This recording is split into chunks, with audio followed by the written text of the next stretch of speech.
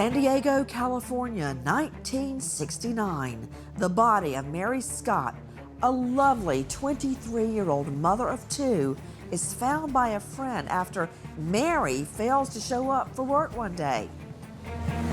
What they saw must have been horrific for them. Mary was basically spread-eagled on her back in the living room floor, nude from the waist down, legs and arms spread, in what we call the classic rape-murder position. Police pieced together details about what happened that night. Somebody broke down her door, they broke her jaw, they ripped off her dress, they raped her, and they strangled her until she was dead. Investigators failed to establish any leads. Mary Scott's case goes cold for decades. There's not a moment I don't think about her.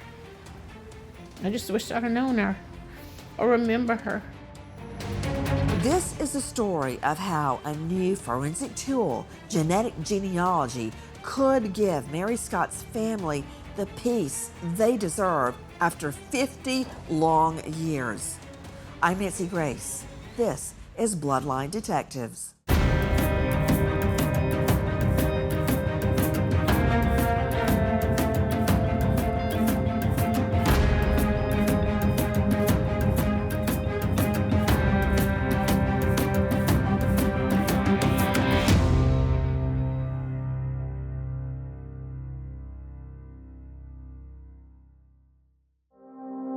San Diego, California. In 1969, it was a very different city than it is today. They used to call San Diego, it was a small, big town. In other words, it was large in population for its time, but it really was a tiny town. It had a small downtown area, large suburban area, entirely different than it is today. San Diego was involved in the middle of the Vietnam War. There was a buildup of the military installation. Huge sums of money were being expended, both on the Navy shipyard and on Miramar Air Station, which was the Navy central location for its aviation. This was one of the closest places in the United States to Vietnam. All of the men personnel and military equipment, it all came through San Diego. One of the many military personnel stationed in San Diego at the time is Mary Scott's former husband, Patrick Weibel. I joined the Navy in 1962, and I was stationed in San Diego. A good friend of mine didn't have a vehicle, and I did. And one weekend, he asked me to give him a ride with his date. So when I picked him up, Mary happened to be with them because she knew the girl that he was dating. She jumped in the front seat, and they sat in the back, and we started talking. And the next weekend, she brought me to the beach. I had never been, to a beach. I'm just an old country boy. While we were at the beach, I asked her to marry me. And she said, well, first, let's go have some pizza, which I had never had that either. So she brought me to this pizza house. We had pizza, and she said, yeah, I'll marry you. The young couple moves to Louisiana and share a home with Patrick's parents. Two little girls, Christine and Donna, soon come along, but Mary misses the lifestyle in Southern California and decides to return to San Diego. One day she said she had to go back to California. And I said, well, you're not taking the girls. No. She said, I know your mother loves them so much, they'll be well taken care of. So I put her on the bus and never saw her again. It's apparent Mary Scott is a free spirit. Back in San Diego, she finds a job working as a dancer in a club named the Star and Garter. In the early hours, November 20, 1969, Mary Scott leaves the club for the last time. She took a taxi cab home that night, driven by Tom Giacinto, who was driving taxi cabs at that time while he waited to get on with the San Diego Police Department. This would give me an opportunity to learn about the streets and the different areas of town Well, we chatted, of course, and she was always very personable, very sweet woman. You have to put it into perspective that even though I have gray hair today, she and I were approximately the same age back in 1969. Mary Scott got home that morning. She had just gotten off from a long night of work. She was in the bathroom taking off her makeup. There came some kind of noise at the door. At 2 a.m. in the morning, she opened up the door, which had a chain latch on it. Now, the police know that she opened up the door because there was no indication that the door was forced when it was closed, but rather it was forced after it was made ajar so that she could look to see who was knocking on the door. At that point, there was a slam against the door. The door bolted open with tremendous force. The chain was ripped from the wall. This man who attacked her hit her in the jaw. It broke her jaw to the point she started bleeding on the floor. She lost consciousness, or at least was horribly dazed. That's when the sexual assault took place. He ripped her clothes off. He sexually assaulted her. He strangled her, and she was dead. When Mary Scott's a no-show at work, her best friend, Dottie Christopherson, gets worried. Dottie and her boyfriend go to Mary's apartment. What they saw must have been horrific for them. Mary was basically spread-eagled on her back in the living room floor, nude from the waist down, legs and arms spread, in what we call the classic rape murder position. That's where if someone were to rape and murder a woman, that's probably the position that they would be left in if they didn't move the body post-mortem. So that's what we see time and time again, is that position when we look at rape murders. She screamed. She didn't know what to do. She called 911. She sat down. She had a drink, and she smoked a cigarette, which people respond very strangely in the midst of this kind of horrific criminal scene. So she had a cigarette and a drink until the police arrived. She had told the uniformed patrol officers that she had moved some stuff, that she covered her up while she lay on the ground, and that she made a drink. They wanted me to take her back inside and have her put everything back exactly like it was, so that the other detectives and the evidence technician could properly record everything inside the room. In so many cases, just like this one, neighbors hear trouble, but they're afraid to get involved. That's exactly what happened here. Mary Scott's neighbors tell investigators they hear a disturbance coming from Mary's apartment in the early hours that morning. But nobody, not one of them, called police for help. The neighbors reported that at about 2:15 in the morning, they heard screams and a crash, but the neighbors didn't do anything. This is something that unfortunately is very common for people to witness crimes, to hear potential crimes, and not call the police because many of them just don't want to get involved. They don't want the police getting into their lives, and many people will witness crimes and not report them. Word spreads throughout San Diego about Mary Scott's brutal murder.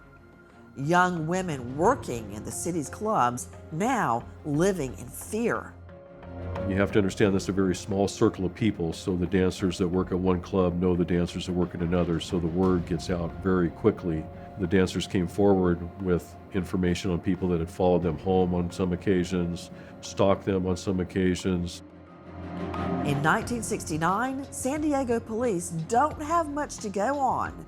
They gather what little evidence they can find and use what few forensic tools they have to try to find solid clues about Mary Scott's murder. That's next on Bloodline Detectives.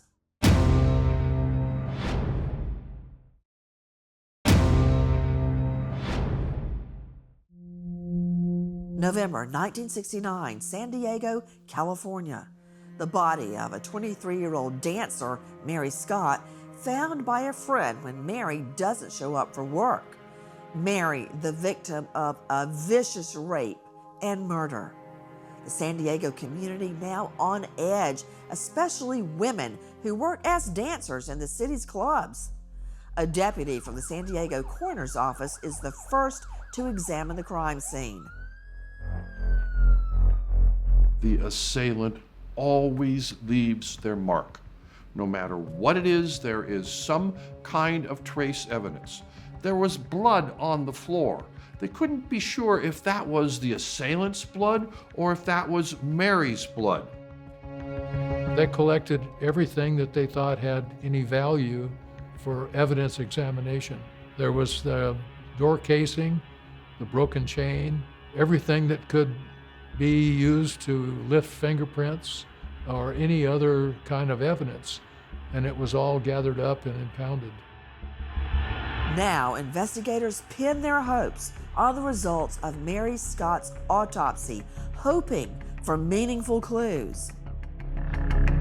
The autopsy was done by a deputy coroner, and he'd reached two opinions. One is the cause of death, and also the second one would be the manner of death. And the cause of death he found was asphyxiation.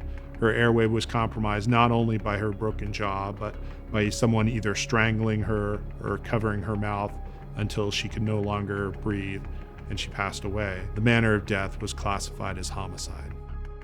It's a huge disappointment when Mary's autopsy does not reveal very much about who the killer could be.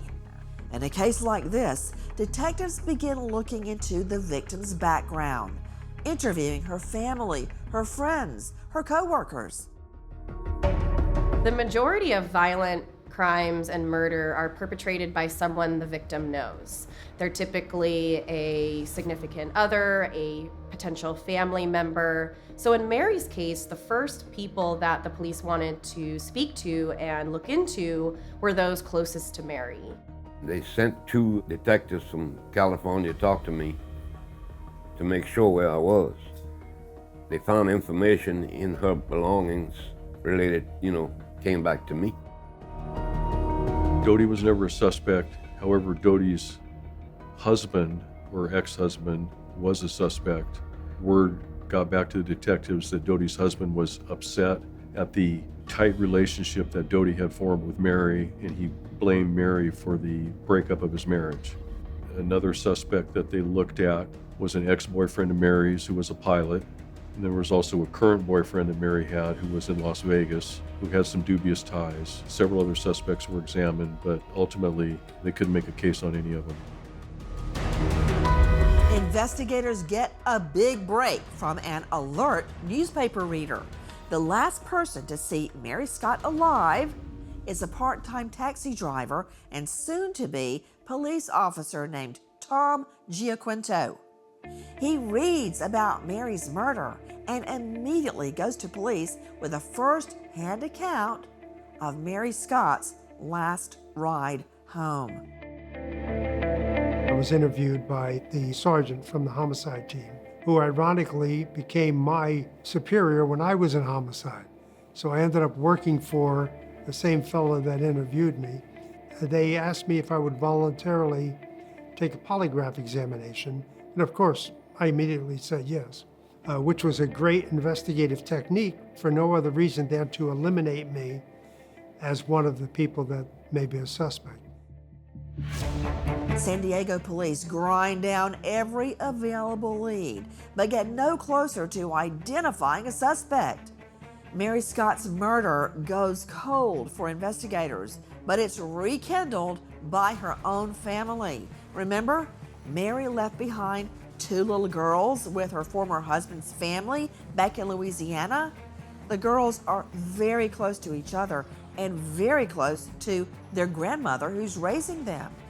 Grandma never told them anything about their mom's murder. Then, one of Mary Scott's daughters finds a newspaper article inside a wooden chest in Grandma's bedroom. She finally told us the truth when we found out everything. And we didn't understand like the rape and the strangulation. We were young. We were 11 and 12 years old. You know, you don't hear about things like that at that age. And we were raised in the country, and she told us the truth, and she said she just protected us because she didn't want whoever murdered my mom to come and get her girls. She called us her girls.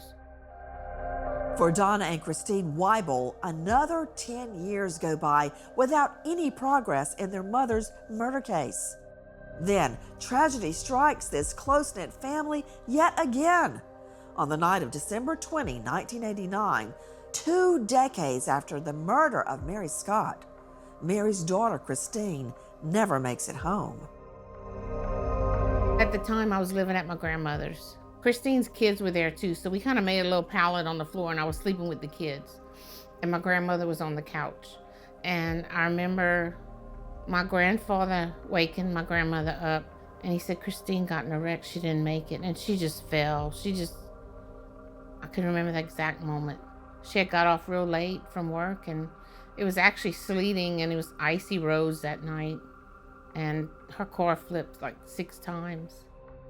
After Christine's death, her sister Donna becomes more and more focused on the murder of their mother 20 years before. She contacts San Diego detectives looking for updates on her mom's investigation. I called the police in 1998, and I talked to Sergeant Ron Thiel, and he said it just so happens they're working on my mom's case. A daughter joins the search for answers about her mother's murder. Can the very latest forensic science deliver answers? That's next on Bloodline Detectives.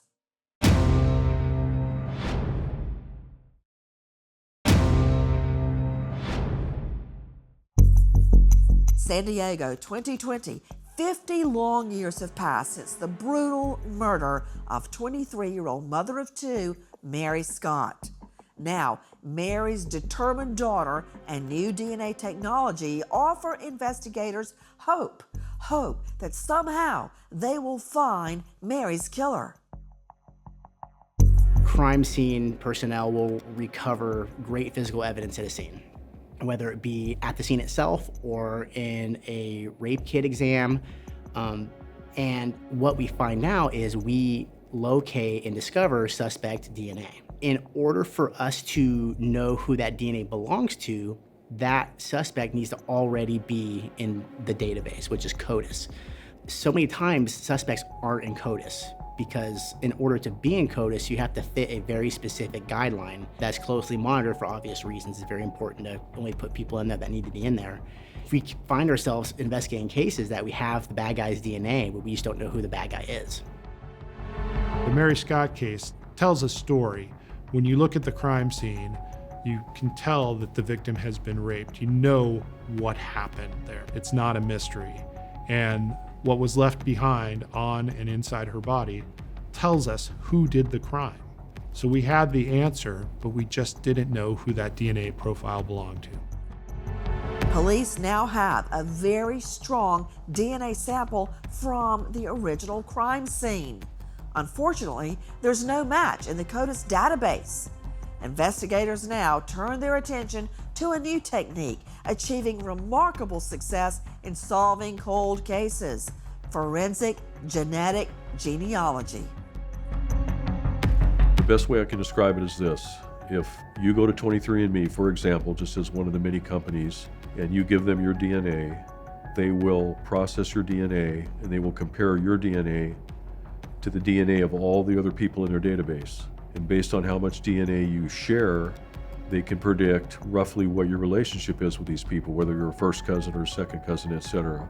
Well, what we do in law enforcement now is we take the DNA left behind by the suspect at a crime scene, we put that DNA into the system, and we get a list of the offender's relatives. And then based on just good old-fashioned computer work and knocking on doors, we try to deduce who the bad guy is based on the relationship with his relatives. That's as simple as it is.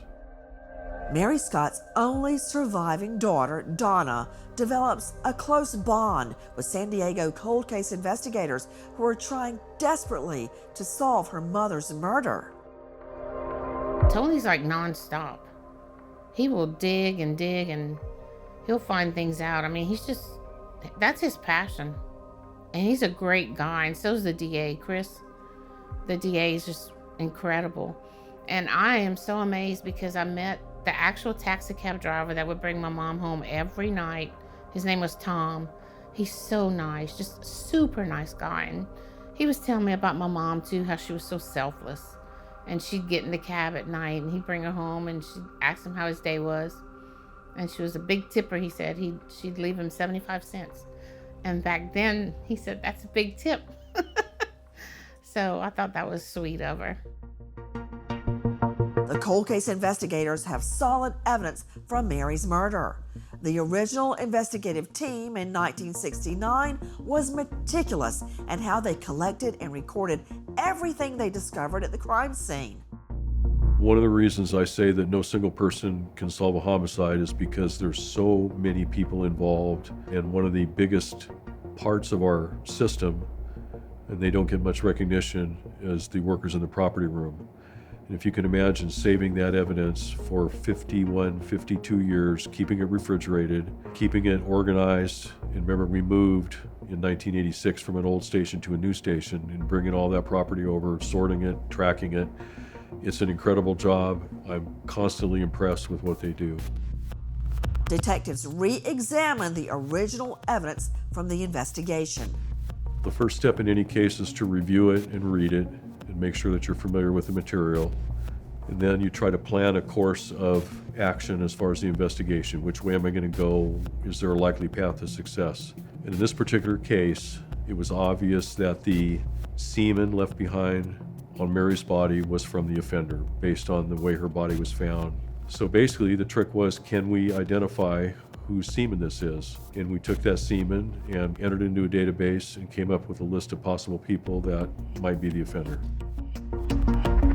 Forensic genealogists begin the painstaking task, slowly building the killer's reverse family tree. Generation by generation, the evidence moves detectives closer to a suspect. Who we're looking for depends on how close the match is. Let's say we get a match of a first cousin. Well, first cousins share grandparents. So in other words, if you and I are first cousins, we're going to share one set of grandparents. So in that case, the only thing you have to do is go back as far as the grandparents level.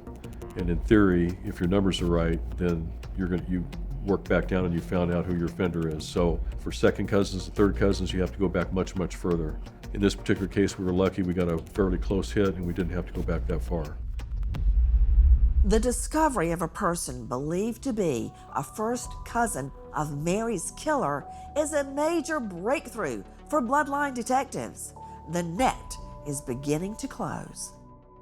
Basically built a tree, and we use things like obituaries, marriage notices, birth notices, newspaper articles, computer databases, and it was able to really fairly easily put together the family tree and figure out who several possible offenders were.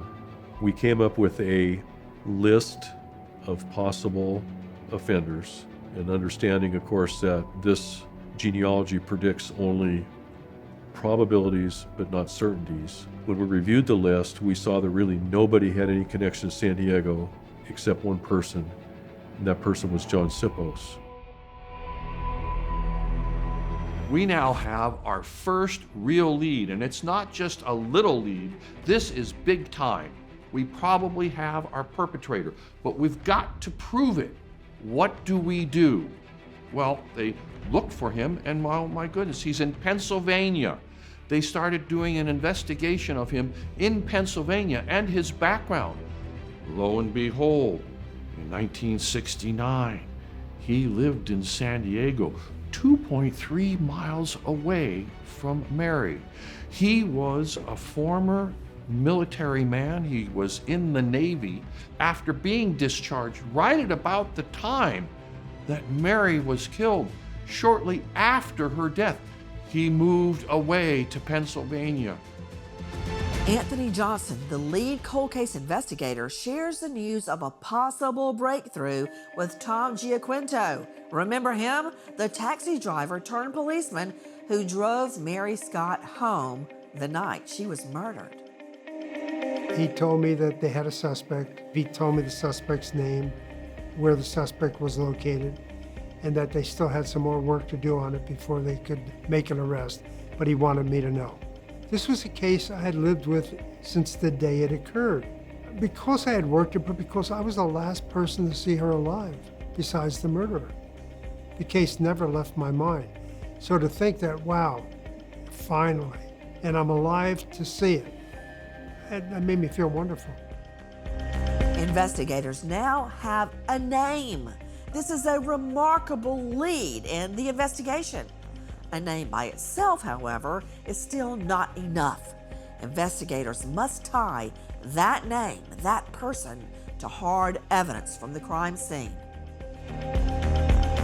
When we get a name, what we believe to be the suspect in a case, such as this case being John Sipos, that is considered an investigative lead. It is on the responsibility of the investigators to then get a current DNA sample from that person to compare to the DNA from the case. They need to get conclusive evidence, and that's what they set out to do. The Bloodline Detectives are so close to cracking a 50-year-old murder.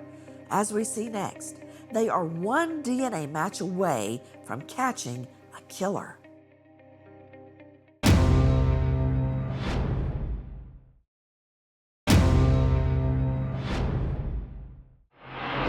San Diego, California, 2020, some 50 years after the savage rape and murder of a young San Diego mother. Police now closing in on a suspect. His name, John Sipos. As soon as the San Diego police got a hit through genetic genealogy, the next step that they needed to do was to make sure that John Sipos was their guy. And the deeper they looked into it, investigators discovered that Sipos lived in San Diego around the time of Mary's murder. They also discovered that he was now married, living in Pennsylvania with his wife. It's necessary to get DNA from the suspect. You could try to knock on their door and ask them for DNA, but a lot of people would say no in that situation. So oftentimes, investigators will look for discarded trash, and they'll take DNA off a discarded trash item. Maybe it's a straw in a soda cup, maybe it's a cigarette, maybe it's a bottle, something that the suspect would have touched and left their DNA on. They'll gather that, they'll do DNA testing. It's called a secondary reference in the DNA world, and they'll see if that secondary reference from the suspect matches the crime scene DNA. The United States Supreme Court has said that once you put things in your trash can out on the curb, that's anybody's game. You can search it, you can seize it. You do not need a warrant because the person has said openly and figuratively, I no longer have any expectation of privacy. So the police wait till trash day. People put their trash out at the curb. They go and they search that trash. After collecting John Sipos' trash, police finally get that break they've been waiting for. In this case, law enforcement officials from Pennsylvania were able to retrieve a Band-Aid from Sipos' garbage bag, which later was compared to the case in the DNA from the crime scene, which proved to be a match. This case, however, is far from over. Police must still arrest the suspect and extradite Sipos from Pennsylvania all the way back to California. First thing we do is we write an arrest warrant affidavit. It's signed by a judge, so the judge signs off on the fact that we do have enough to charge this person. Formal charges are filed here in San Diego, California, and then we reach out to try to get the local law enforcement agency to actually make the arrest for us because we don't have law enforcement powers in Pennsylvania. And of course, they were more than happy to do that. He did not put up any type of fight. He was taken in without incident. Following that is an extradition, which is simply an agreement between the governors of the states that they will ship their guy from Pennsylvania to here to court in San Diego. John Sipos is extradited, brought from Pennsylvania back to San Diego, where homicide detectives finally begin to question him. During the initial interview, Sipos makes a very strange comment, one that intrigues investigators. That's next on Bloodline Detectives.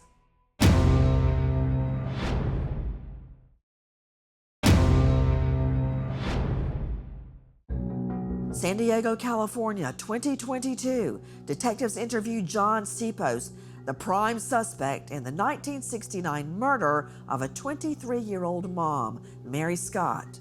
Investigators surprised by Sipos' comments, which may tie him to the crime.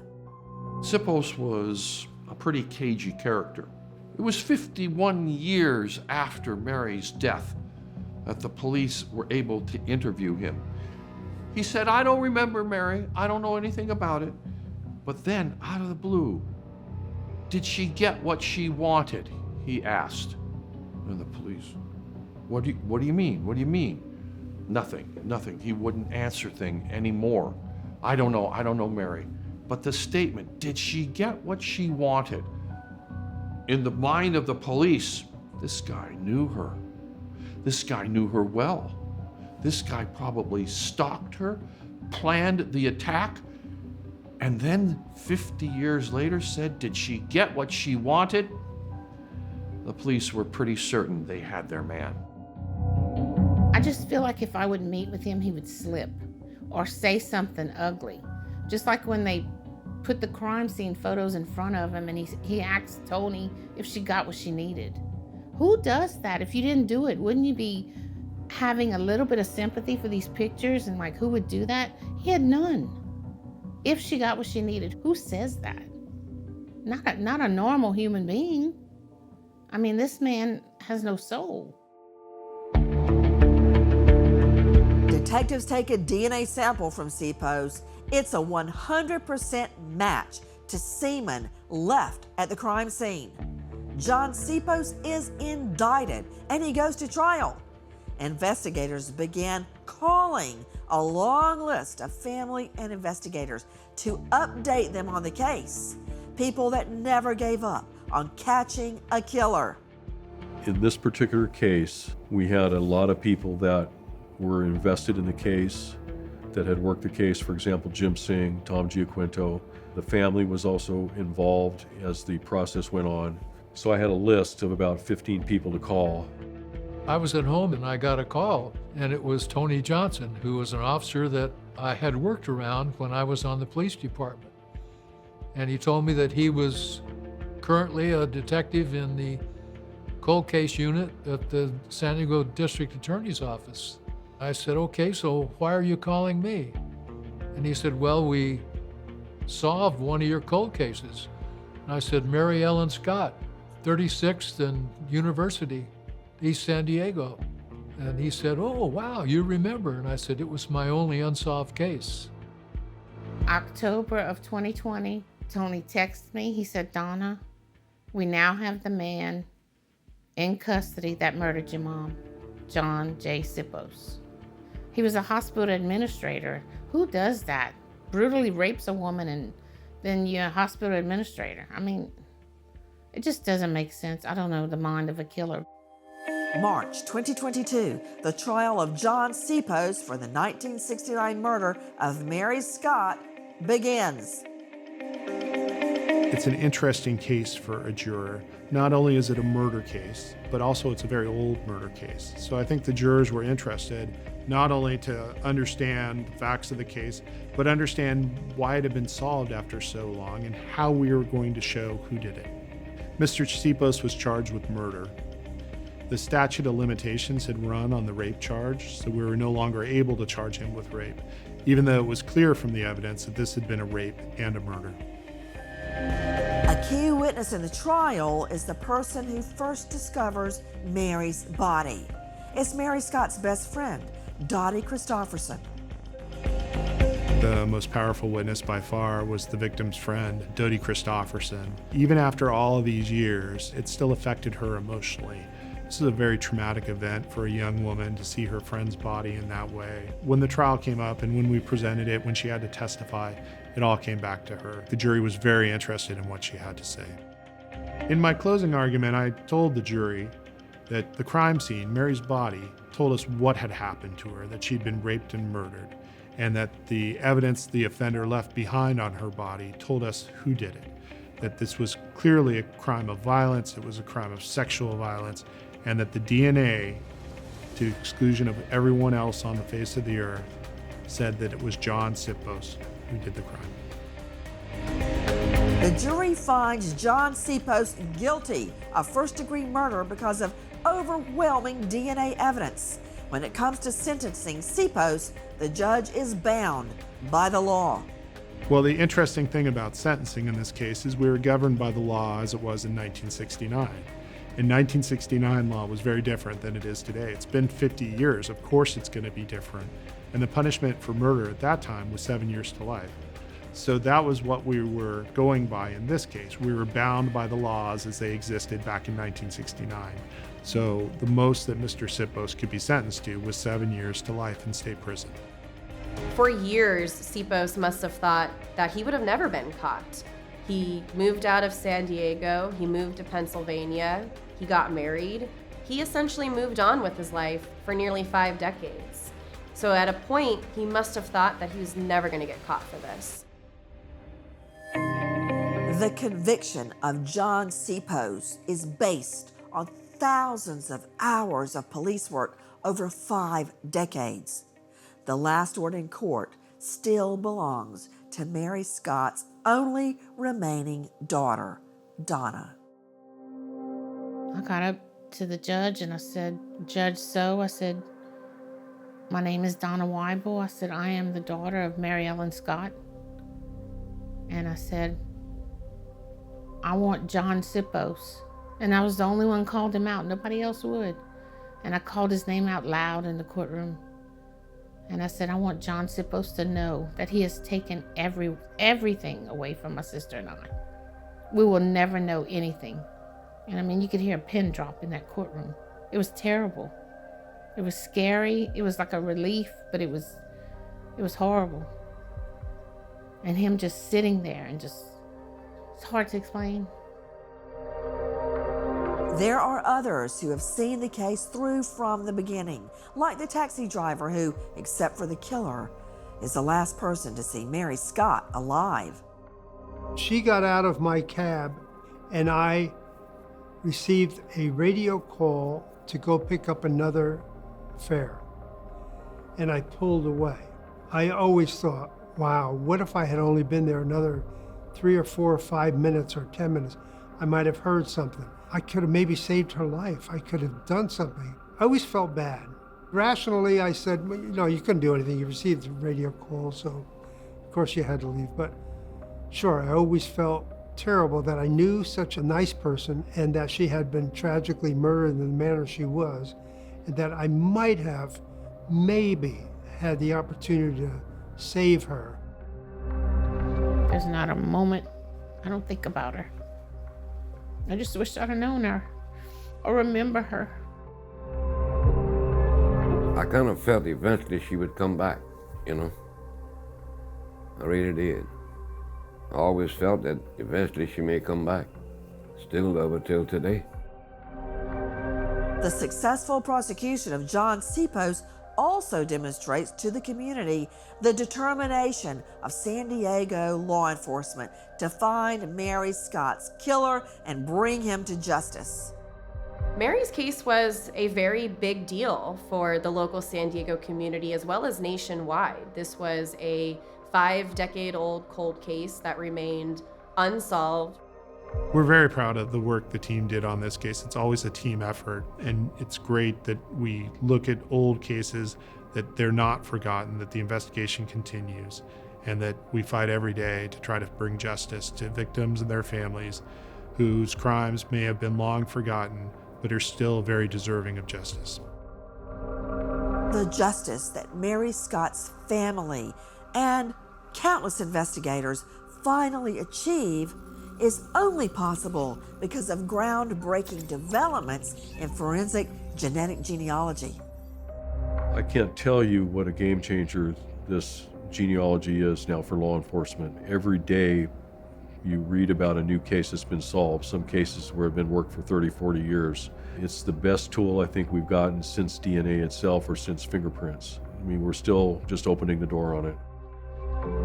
Mary Scott's murder case proves many things. The miracle of modern-day forensic science, the determination of investigators, but maybe most of all, the undeniable strength of family.